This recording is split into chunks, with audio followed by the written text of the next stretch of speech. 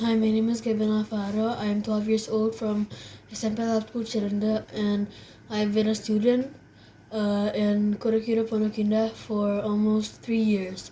This is my first PixelPad challenge I've ever participated in.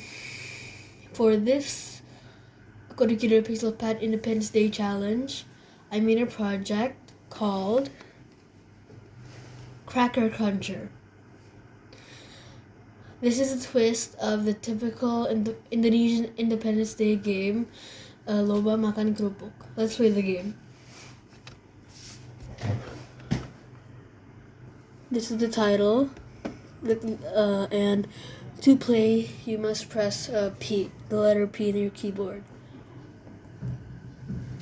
Press the space bar to jump, and eat that cracker. So the controls are space bar. Press the space bar to start. This is your character, this is the cracker. You need to eat the cracker. You do this multiple times.